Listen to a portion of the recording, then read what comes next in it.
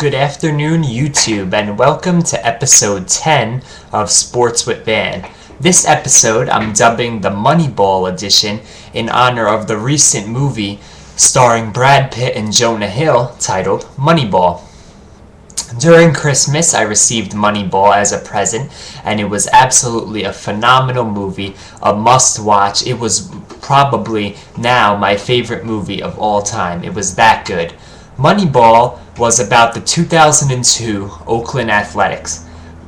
In 2001, the Oakland Athletics had a great team. They made the playoffs and were eliminated by the New York Yankees. That team had three stars: outfielder Johnny Damon, first baseman Jason Giambi, and closer Jason Isringhausen. Going into the 2001 offseason, like the Mets, the Oakland Athletics did not have financial stability, so they did not have a lot of money. Therefore, they were unable to re-sign any of those three players. As you New Yorkers know, Jason Giambi ended up signing with the New York Yankees.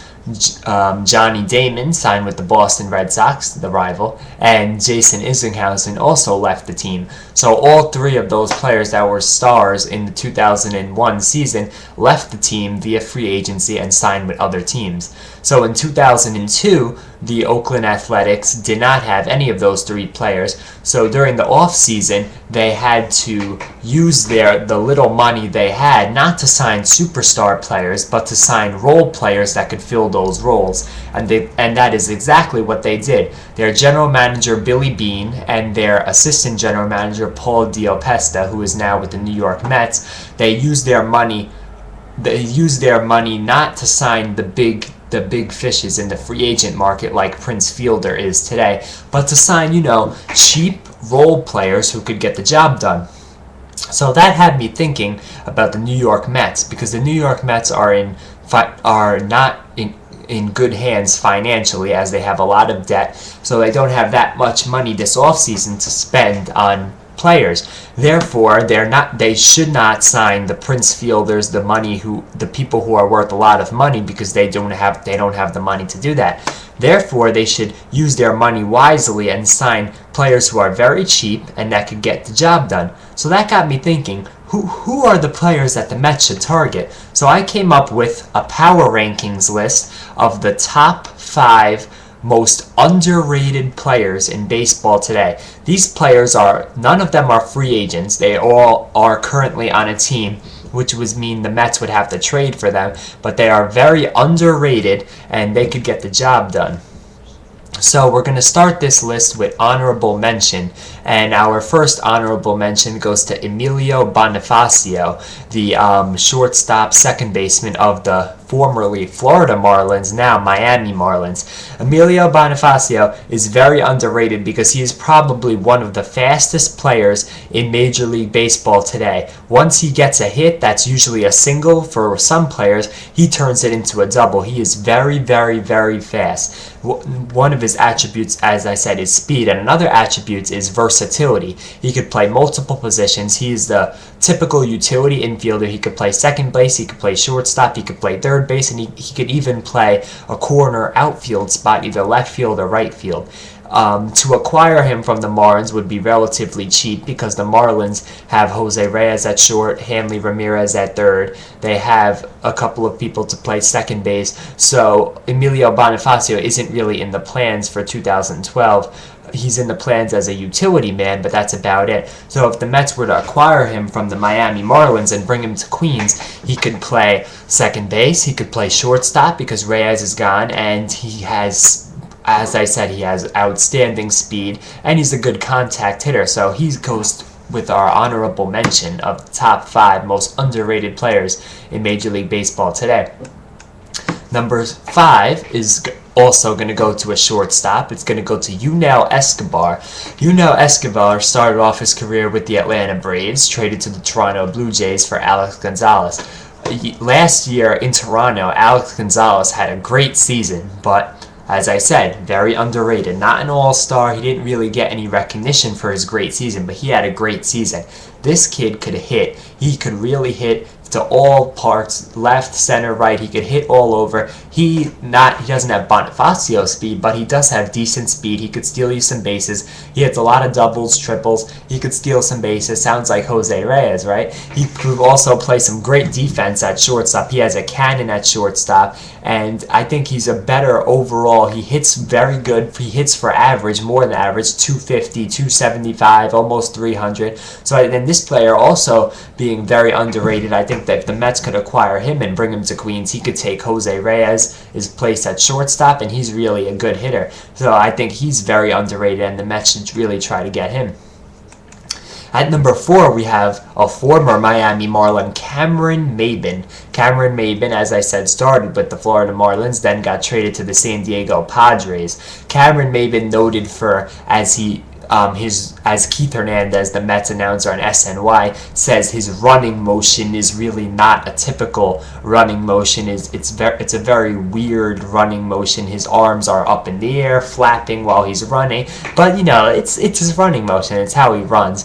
But this guy could hit. He hits for contact. He could even hit an occasional home run. He hits singles, doubles. He's really a hitting machine. And also his defensive center field is very, very good. He makes a lot of acrobatic catches, the web gems that you'll see on baseball tonight. So he's a very good hitter. He's a very good defensive outfielder. And like the other two players I said, he also has speed. He could steal a lot of bases too. So this is really going to be something that's going to be talked about a lot on this show, is speed. If you have speed, you're really going to be a good baseball player, because when you hit, you could turn singles into doubles, you could steal bases, you can make runs. So speed is very important.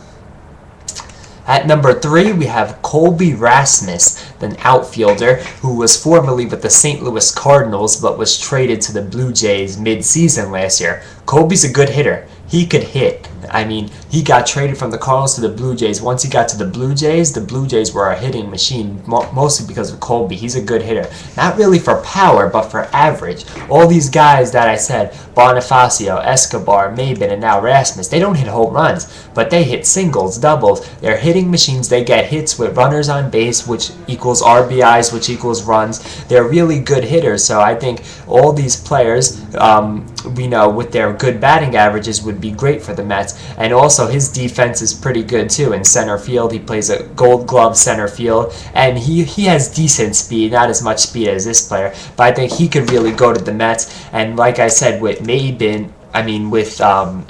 and Bonifacio, they could replace Reyes. But this guy, Matt Rasmus coming in, he could really replace Beltran and be one of that good hitting outfielder type players. Next, we have our first pitcher, Madison Bumgarner. Madison Bumgarner, as many of you may know, the Giants won the World Series in 2010, and a big reason why they won the World Series is because of Madison Bumgarner. The Giants had the great rotation that year with Tim Lincecum, Matt Cain, Barry Zito, and then they had Madison Bumgarner. And Bumgarner was really the fourth starter in that rotation, but he was really good. One thing I like about him is he's young. He's 23, 24, 25, 26, around there years old. He's a very young pitcher, just got into the major leagues.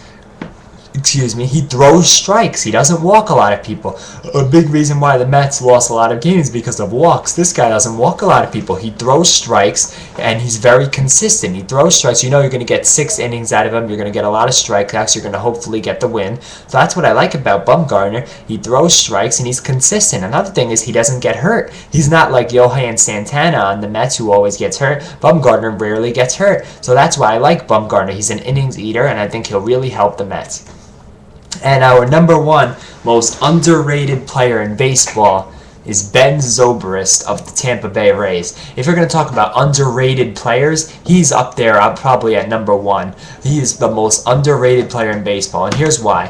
When the Rays first got good in 2008, they had Ben Zobrist as their utility man. He could hit. He could play multiple positions like Bonifacio, very versatile. He could play second base, third base, shortstop, left field, center field, right field. He could play all those positions, and he told their manager, he said, listen, if you want to, wherever you want to play me, I'm fine with that. I just want to play. So he has a good attitude. He could hit. He's very versatile. And then in 2010, the Rays decided that, this guy, he's so good, we're going to put him in the everyday lineup. So they put him in at second base. He played second base on a daily basis. And then if another player, another position needed a day off, he could play that position. And he was an all-star last year. He's very versatile, and he's an all-star. So that's why he is the most underrated player in baseball today.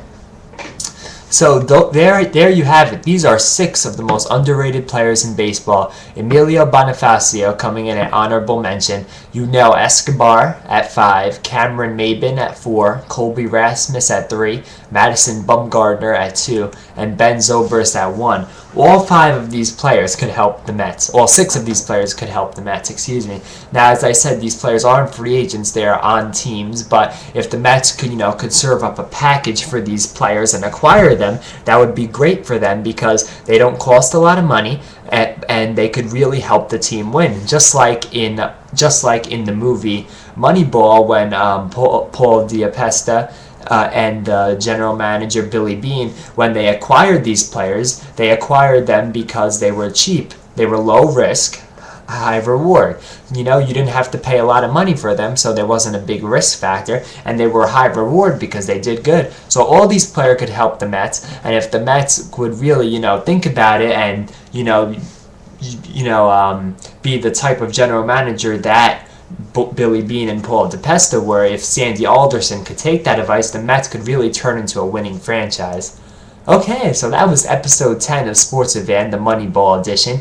We compared the movie Moneyball to the current day New York Mets, and we said how if Sandy Alderson, the general manager of Mets now, could use Billy Beane's general manager technique, it could really turn the Mets into a winning franchise because they could take these players who aren't going to cost very much, bring them to New York, and they'll really give the Mets a winning team and hopefully make their franchise a winning franchise yet again. Okay, guys, that was a great show. We'll see you next week for episode 11 of Sports with V.A.N. Have a good day.